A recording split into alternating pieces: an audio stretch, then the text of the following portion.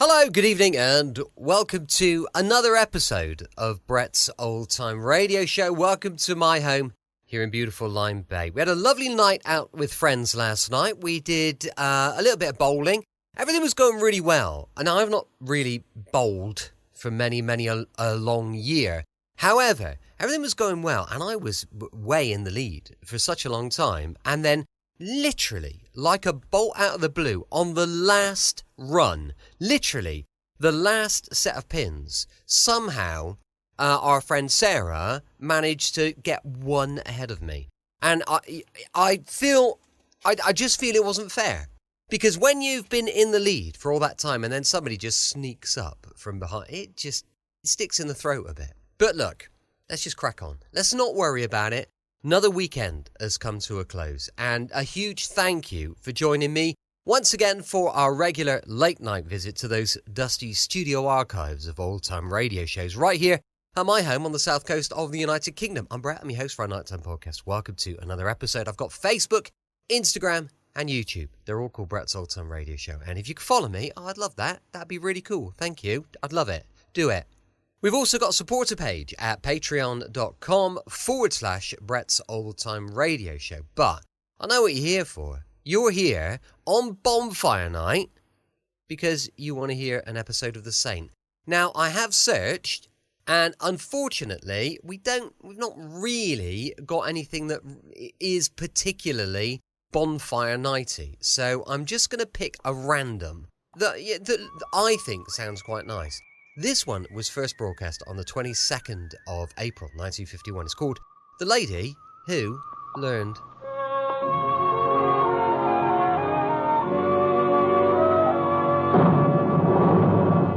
The Adventures of the Saint, starring Vincent Price.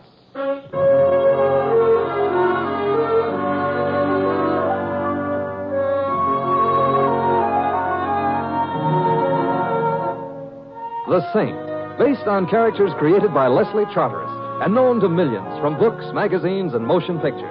The Robin Hood of modern crime now comes transcribed to radio, starring Hollywood's brilliant and talented actor Vincent Price as the Saint. Mr. Templar. Yes, Dugan? You ever think much about life? Oh, not being a bartender like yourself, I haven't had the time. I don't mind admitting off and on, I've given it a little thought. It baffles me. You want an olive or an onion in your drink? Olive, if it's all right with you. Ah, you're smart. Olive's got more vitamins. A fellow was in here 3 hours ago. Know what he says to me? No. He says, we're here today and gone tomorrow. Well put. How about my drink? Or take the blonde sitting over there. All right, I'll take the blonde. Know who she is? Maddie North. Used to be in musical comedy. Oh, I can see why, even at this distance. She sings, too. I wouldn't have thought it necessary. However, about my drink. So what happens? She makes big dough. Then she gets palsy with Joe Maxon. At that time, a small punk. But with her dough, he works himself up where he's now owning the biggest gambling joint this side of the Kefauver Committee. So now he is a big shot, and what happens? He won't even buy her a drink. Right. Don't want to know her anymore. Don't even give her a dough back. You know something? Yes, I'm thirsty. She could kill him as easy as swatting a fly. Dugan, whom do you have to know around here to get a drink? Huh? Oh, always kidding, Mr. Templar. Here you are. Say, I'd better get around to the other customers. I can't stand here talking to you all night. Well, I could be persuaded to put a small bet on that. Hello, you. Oh, hello. My name's Maddie North. I know who you are. Do you? Mm-hmm. Simon Templar. Hello, Simon. Hello. You're the Saint. That's why I came over. Thank you. You think I'm just a teeny-weeny bit drunk, don't you? Well... You're right, I am. I'm gonna fall. Yeah, I've got you. I get these dizzy spells. Yeah, well, now, look here. Sit down. No, just let me hold on to you for a minute. Maddie, when was the last time you ate some food? Food? What's that? I thought so. You better let me order you some. No, I feel all right now. You sure? Sure. See? I can stand all by myself. Maddie. I'm sure glad I ran into you, Simon. A real pleasure to meet a gentleman. Let's talk some more about that. No, I gotta be going. I got a date. Goodbye, Simon. Who won the wrestle? Something strange about the whole thing. You mean she don't wrestle fair? That dizzy spell, she got over it in a few seconds. Walked out of here with no difficulty. Perfectly straight. She must have had some reason for it. Only two reasons dames got for leaning against the guy. The other one is they want to pick his pockets. Pick his... Well, I'll be... That's what she did? In a way. But what she stole wasn't money. It was my revolver.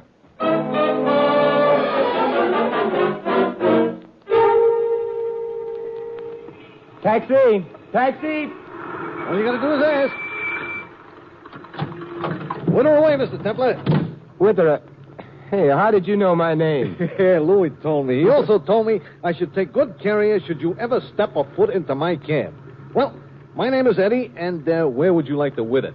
Well, I'm very glad to know you, Eddie. Do you know where Joe Maxon's establishment is? Yeah, sure. Good. Only in the best cycles, it ain't referred to as an establishment. This is better known as a joint. You gonna maybe gamble a bit? Not exactly. A blonde just leaned against me, Eddie. Oh, that's bad? She did it in order to steal my gun. That's bad, yeah.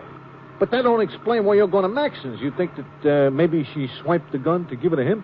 I'm afraid it wasn't a gun she thought of giving to him. Only the bullets in it.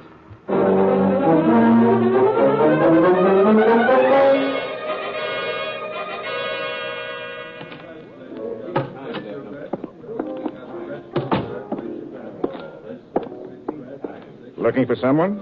You're not Joe Maxon, are you? No, my name is Brent. Oh.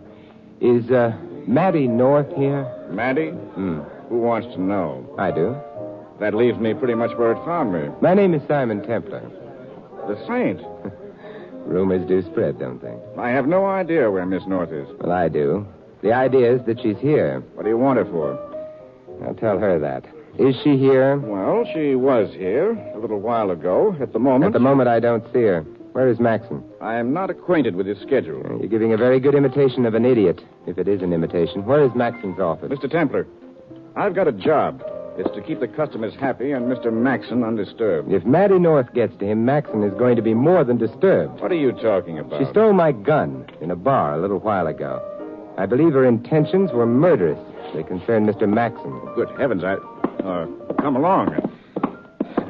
If I'd only known that. You let her visit Maxon? Well, you may not know this, but she and Mr. Maxon at one time used to be... I know what they used to be. There have been a few changes, however. Perhaps, but everyone around here likes Maddie. She must have been figuring on that. Through here.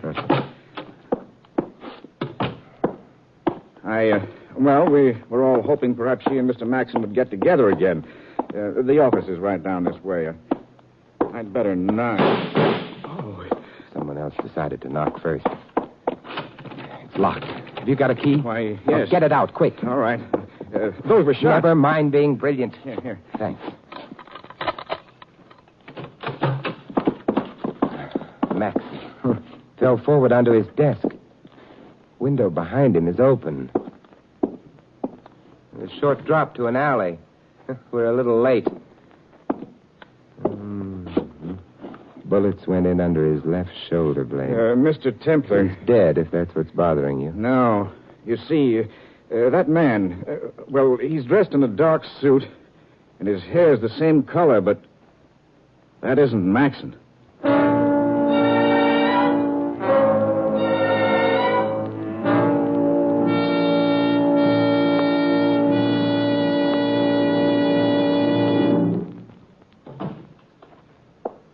I phoned the police. Quieted the boys out front. And disposed of the customers. I've been through the little stranger's pockets, Brand. Find anything? A couple of $10 chips. Oh? You ever been to Allentown, Pennsylvania, Brand? No. This man has. How do you know that? Brilliance on my part. I looked at the label in his suit. Came from Hess Brothers Department Store in Allentown. Now, you be just as brilliant and tell me his name. Carey.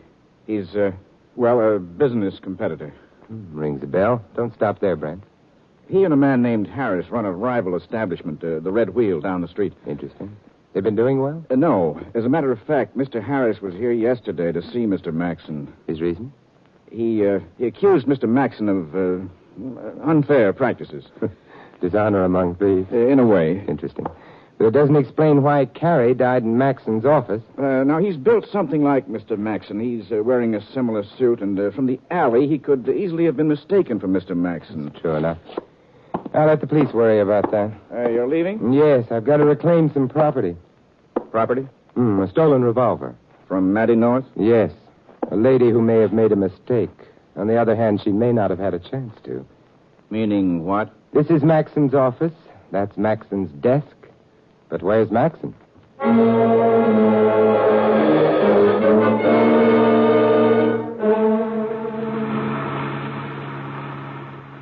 Hey, Mr. Templar, just we was pulling away from the Maxon's joint there. The cops was pulling in. And they always do after a murder, Eddie. Uh-oh. Then Maxon ain't no longer with us. If you mean present, the answer is yes. If you mean dead, I don't know. Oh. This, you think, helps me. A man named Carey was shot in Maxon's office, apparently by mistake. Not necessarily, however. Well, that's okay by me. If it was a mistake, then his murderer could have been Maddie North, or possibly Harris, a business rival. Oh, yeah, this is very clear to me. If, however, Carey was shot as Carey... Aha! I beg your pardon? Well, I just thought this would be a nice place to say aha. So, if Carey was shot as Carey... The killer then might have been Maxon. Yes. So, whichever way you look at it, altogether there are 3 suspects, huh? Yes. Well, that's a nice number.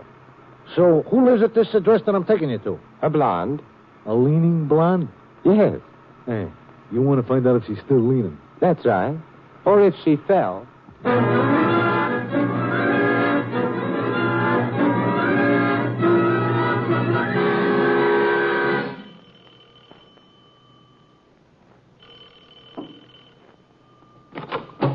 Hello, Maddie. May I come in? I'm on my way to bed. You usually go to bed with your clothes on? I didn't have a chance to get them off. If you came here directly from the bar... I didn't.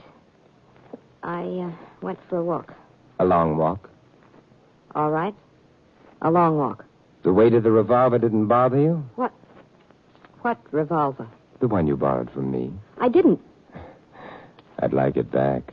I don't have it. You lent it to a friend? No, I realized I'd been crazy after I left the bar. I threw it away. Before or after 2 shots were fired from it? 2 shots? Where does that door lead to? Oh, it's the back door to the apartment. Funny place for it, right opposite the front door. The architect had no imagination. What's interesting about that door, Maddie? Nothing. You've been watching it ever since I came in. I think I'll have a look at it. Simon, don't open that door. But I'm mad about back doors. It's dark. You ought to speak to the landlord about... Oh!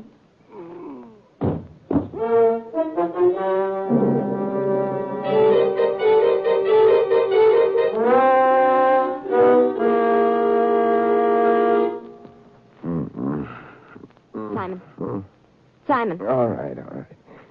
I'm ready for my music lesson. Music lesson? On the harp. Or is this the other place? Let me help you up. All right. Ooh, Maddie, you're a female Benedict Arnold. I was happy on the floor. Hand me my other head. Simon, please. Are you all right? I'm fine. My head may not be bloody, but it certainly got bowed. I was so worried. And what? That door turning out to be a door leading to your bedroom? Not the back door at all? Who hit me? There was a suitcase over the door shelf. It fell when you opened the door. And... A suitcase with lungs, Maddie? Heard it breathing just before it hit me. No. Shall we go look for that shelf? They don't usually build them over doors. Who was in that room, Maddie? I don't know. Could it have been Joe Maxon? You think I'd let him hide here? Oddly enough, I do. But I hate him. That's possibly true. You did steal my gun to kill him with, didn't you? Maybe I did. But then you changed your mind, or perhaps you didn't change your mind. Perhaps you did kill him. He's not dead. Of course he isn't. But how did you know that? You just... knew it because he's just been here. Maddie, did you ever wear glasses? No, my eyesight's perfect. Why? Know a man named Carey? Carey? I think so. My tense was wrong. I should have said knew a man named Carey. He's dead. Somebody shot him earlier this evening in Maxon's office. Either because the killer thought he was Joe Maxon or because he didn't. Well, you're making up some kind of a joke. Of course. Be sure to tell it to Joe the next time you see him. He may die laughing.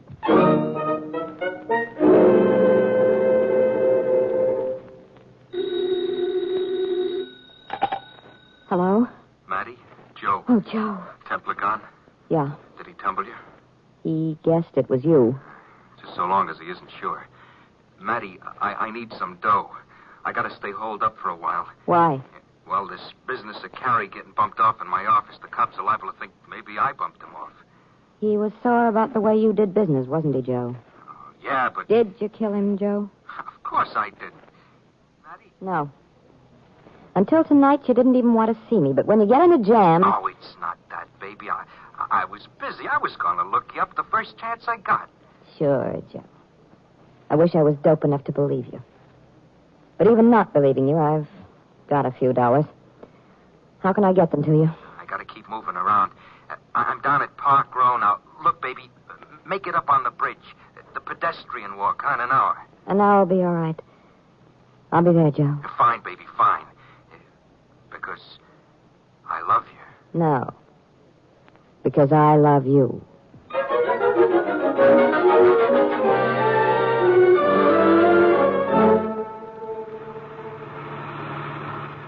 Took you an awful long time to find out about that lean and blonde, Mr. Templar. It did. So, did you find out? Uh-huh. I fell. Mr. Templar. No, Eddie. Well, it could happen to anybody. It didn't to me. Yeah, so some days you can't make a nickel. Well, that's why you're going to the Red Wheel? I think I should meet Mr. Harris. He may have some information. He has also got crooked roulette wheels. Then I won't play. You're playing, Mr. Templar. And from what I hear of Mr. Harris, you could easily be playing with death.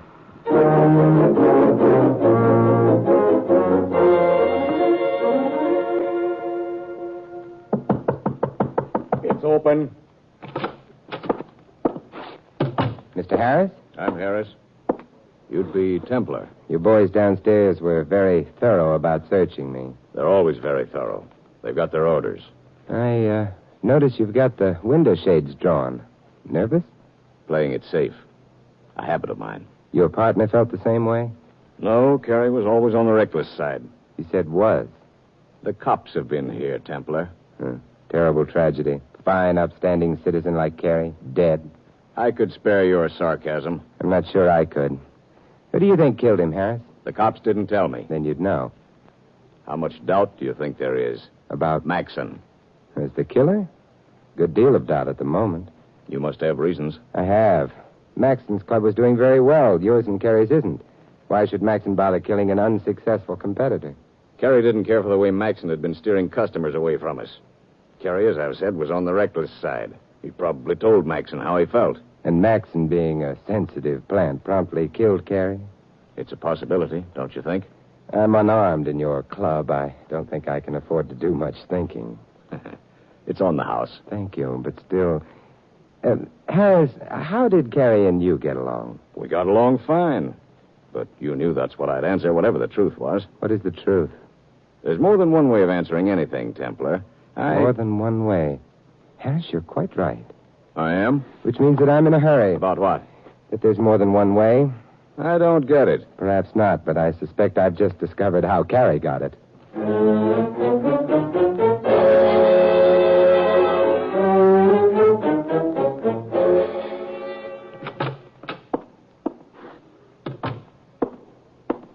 Who's there? Simon Templar, Brent.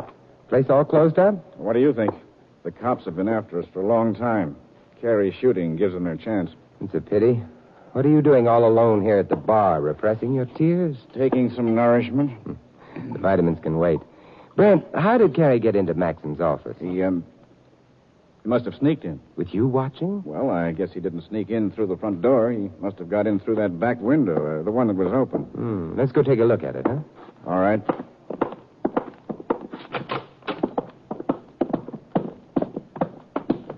The last time I was here, all I had time to do was take a quick look at that window.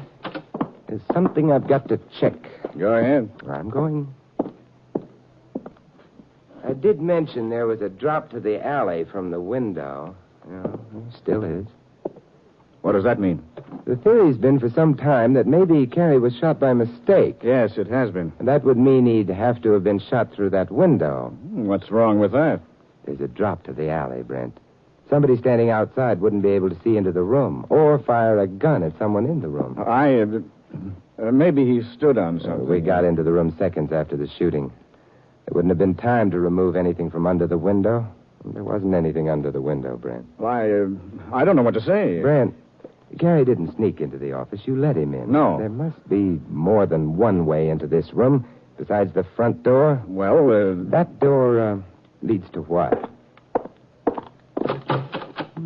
Bathroom. Another door here. Yeah, leads to the hallway, too. Very nice, Brent.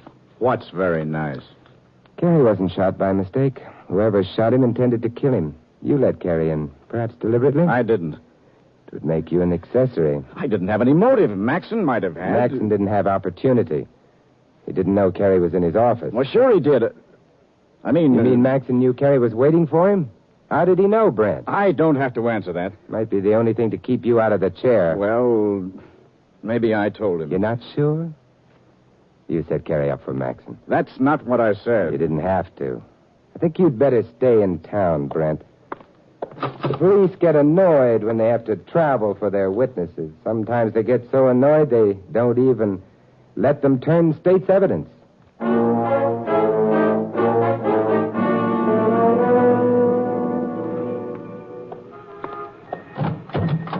Hey, Mr. Templar, this time you come back even quicker from the blonde. For a very good reason, Eddie. She's not home. Oh, that ain't good. Worse than that, Eddie. It's bad. Well, it ain't such a cold night. I gotta find her. Doorman told me she took a cab, but... He noticed the kind of cab? Yeah, same as yours. Well, in that case, we are in. You got an idea, Eddie? Yeah, all of us cabbies up in this part of town, you see, we hang out at Sammy's when we ain't got a fare. Sammy? Yeah, that's a station a couple of blocks over toward the river. If the cabbie that drove the blonde any places around, I will learn all. Hey, come to think of it, it's about time that I learned all anyway.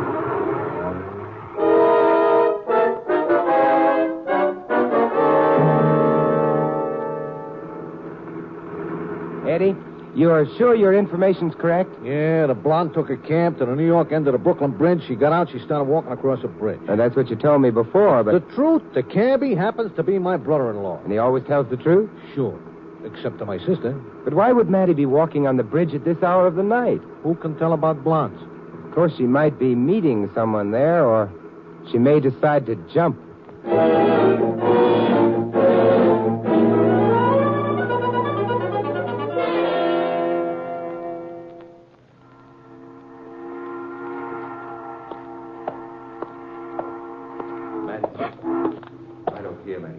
Joe, I didn't see you. I'm not in the habit of standing on the lampposts. It's so dark up here on the bridge, so dark and cold. Never mind the emotions. You got the dough? Yeah. Here, Joe. Thanks, baby. Thanks, baby. Is that all you've got to say to me, Joe? Somebody coming. Turn your back to the wall. We'll lean over the rail. All right.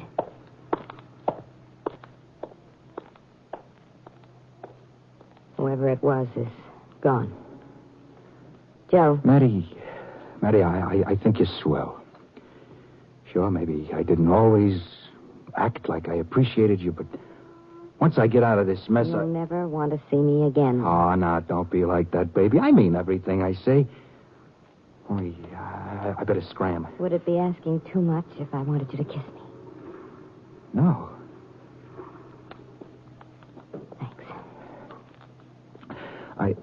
I gotta hurry. So long, Maddie. I'll be seeing you. Maddie. Simon. Where's Maxon? I don't know. You haven't got time to be cute. I came from the New York end of the bridge. Maxon didn't pass me. He must have gone on to Brooklyn. Simon, what do you want with him? You may not believe it, but I'm trying to save his life. Did anyone pass you and Maxon on the bridge?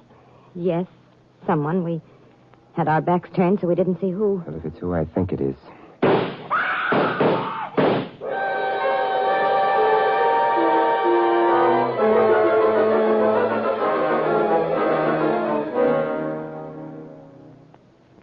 Simon? Yes, it's Maxon. Oh. He's dead. Whoever killed him is heading for the Brooklyn end of the bridge. It's got a start, perhaps too much of a start, unless... Simon, where are you going? I'm climbing down to the roadway. Perhaps I can get a hitch.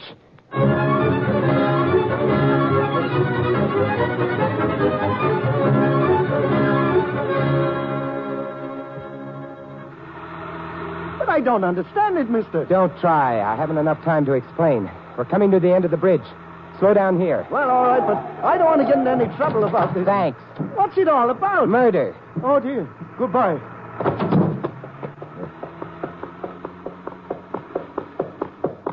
Good evening, Mr. Harris. Templar. In a hurry, Mr. Harris? I was taking a walk on the bridge. Taking a run, you mean?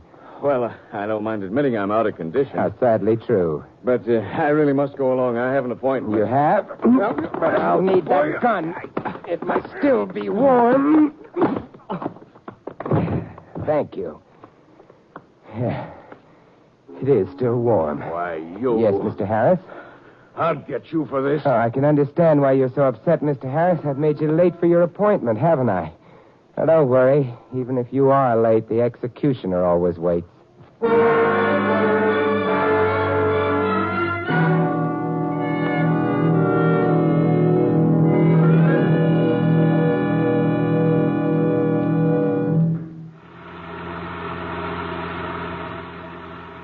Oh, the things that happen on bridges. Hey, Mr. Templar, we have now deposited the blonde who wasn't only not leaning, she was collapsing. Poor Maddie. Yeah. And we have also deposited a Mr. Harris with some policemen, and they were very happy to collect him. But do I know what happened? Well, no. He murdered Joe Maxon up on the bridge. Yeah, all right. But then all you did was just to hitch a ride on a car, and then you beat him to the other end of the bridge, and you grab him. Now, Mr. Templar, I will admit that this was a public-spirited action, maybe. But honest, it ain't worthy of you. What do you mean? No clothes. Oh, but Eddie, I already knew it would be Harris. Aha. All right. Well, now I'm beginning to feel better.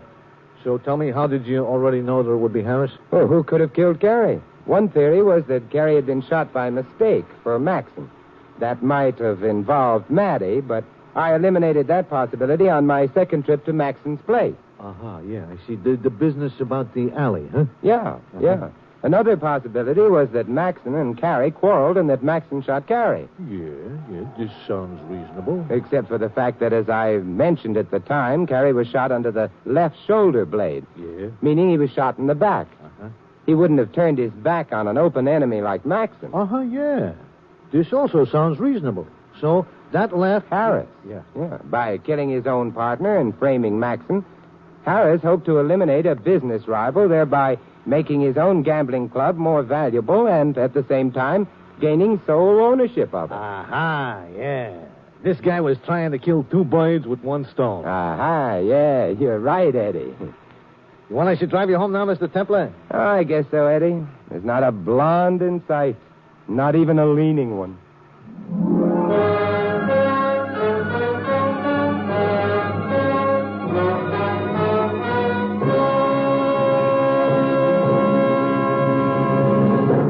You have been listening to another transcribed adventure of the Saint, the Robin Hood of modern crime. Now here's our star, Vincent Price. Ladies and gentlemen, in tonight's cast, you heard Alice Reinhardt as Maddie and Shepard Mencken as Maxon. Theodore Von Eltz was Brent, Tudor Owen, the bartender. Fred Shields was Harris. Eddie is played by Sheldon Leonard. This is Vincent Price inviting you to join us again next week at this same time for another exciting adventure of the Saint. Good night.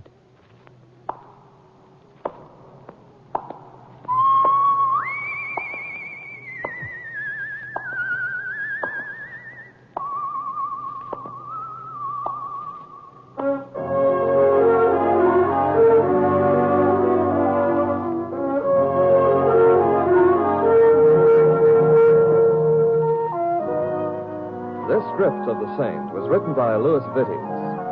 The Saint, based on characters created by Leslie Charteris, is a James L. Sathier production and is directed by Helen Mack. Vincent Price is soon to be seen co-starring in RKO's production of His Kind of Woman. All you Saint fans will be glad to know that the Saint comic books are on sale at all newsstands. Your announcer is Don Stanley.